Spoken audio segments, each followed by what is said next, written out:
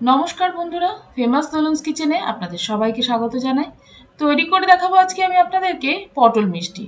কিভাবে তৈরি করবেন একদম দোকানের মতো এবং স্বাদে গন্ধে দুটোতেই যেন একদম পারফেক্ট হয়।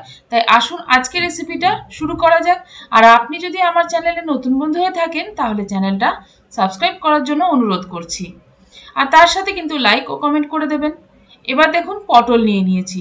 পটলগুলো ভালো করে ধুয়ে পরিষ্কার করে নিয়েছি। পটলগুলো আগে আমি ছাড়িয়ে নেব। প্রতিটা পটল খুব ভালো করে ছাড়িয়ে নেব। আমার চ্যানেলে কিন্তু আরও অনেক রকমের মিষ্টির রেসিপি আছে, আপনারা চাইলে কিন্তু দেখে নিতে পারেন, যাতে করে আপনাদের সুবিধা হয়, বাড়িতেই খুব সহজে মিষ্টি তৈরি করে ভাইয়ের সামনে দিতে পারেন। এবার দেখুন পটলের দুদিকের মুখগুলো আমি কেটে নিলাম। এবার আস্তে করে একটা দিক আমি এইভাবে চাকু দিয়ে কেটে তার ভেতরের যে বীজগুলো আছে সেই বীজগুলো বের করে নিলাম। প্রতিটা পটলের আমি একইভাবে বীজগুলো বের করে নিয়েছি। এখন পটলটা সেদ্ধ করব, তার জন্য জলের মধ্যে দিয়ে দিলাম রোজ ওয়াটার। রোজ ওয়াটার জলের মধ্যে দিয়ে যদি আপনারা পটলটা সেদ্ধ করেন তাহলে কিন্তু পটলের যে একটা সবজির গন্ধ সেটা কিন্তু একদম থাকবে না। তাই রোজ ওয়াটার দিয়ে দিলাম। আর কালারের জন্য দিয়ে দিলাম ফুড কালার, যদি আপনাদের কাছে থাকে দেবেন, আর যদি আপনারা পছন্দ না করেন তাহলে সেক্ষেত্রে আপনারা স্কিপ করে যাবেন। দেখুন ভালো করে সেদ্ধ করে নিয়েছি। সেদ্ধ হয়ে যাওয়ার পর এখন আমি পটলগুলো তুলে নেব।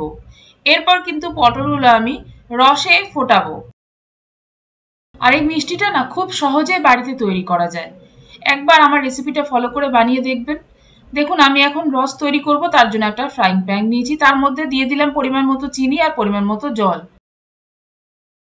চিনিটা ভালো করে মিশে গেলে জলের সাথে এবার দেখুন দিয়ে দিলাম আমি হাফ করে কেটে রাখা লেবুর রস। তাহলে ক্রিস্টালাইজড হলো না, তার জন্য লেবুর রসটা দিয়ে দেবেন। এবার এর উপর ফ্লেভারের জন্য দিলাম নাটমেগ পাউডার। আপনাদের কাছে যদি নাটমেগ পাউডার না থাকে সেক্ষেত্রে আপনারা এলাচের গুঁড়োও দিতে পারেন। এবার আমি দেখুন দিয়ে দিলাম পটলগুলো দিয়ে খুব ভালো করে কিন্তু রসের সাথে ফুটিয়ে নিতে হবে। এপিট ওপিট করে দেখুন আমি উল্টে পাল্টে দিচ্ছি। তাহলে কি এর ফ্লেভারটাও ঢুকলো এবং মিষ্টিটাও হলো পটলের মধ্যে।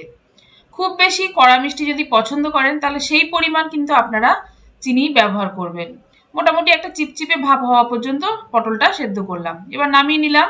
এখন আমি দেখুন বসিয়ে দিচ্ছি এখানে হাফ লিটার পরিমাণ দুধ।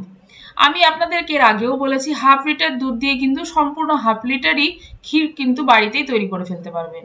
এবার দিয়ে দিলাম এর মধ্যে সামান্য মিষ্টির জন্য চিনি, দিয়ে ভালো করে ফুটিয়ে নেব। ভালো করে ফুটে যাওয়ার পর এর মধ্যে দিয়ে দেবো চালের গুঁড়ো। দেখুন আমি 1 চামচ চালের গুঁড়ো নিয়েছি, তার মধ্যে সামান্য একটু জল দিয়ে মিশিয়ে এই মিশ্রণটা এই দুধের মধ্যে দিয়ে দেবো।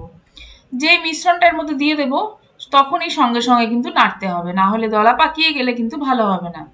এবার দেখুন এরকম নাড়তে নাড়তে যখন ঘন হয়ে আসবে তখন কিন্তু আরো বেশি করে নাড়া দেবেন, না হলে কিন্তু তলাটা লেগে যাবে।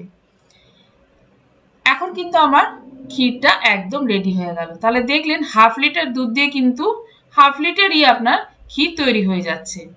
চাইলে আপনি যদি পছন্দ করেন এখানে আপনারা কেশর ফ্লেভার বা কেশর দিতে পারেন, আমি আর এখানে ব্যবহার করিনি। এবার দেখুন আমি পটলের মধ্যে এই ক্ষীরটা আস্তে করে ভরে দিচ্ছি। যেহেতু আমার আগে থেকেই পটলটা রেডি করা ছিল আর ক্ষীরও রেডি হয়ে গেল। এবার দেখুন ভরে দিলাম। সব কটাতেই এই একইভাবে আমি ভরে দেব। আর গার্নিশ করার জন্য মানে সাজানোর জন্য এর উপর দিয়ে দেবো কিছু অ্যালমন্ড কুচোনো আর পেস্তা বাদামের কুচোনো।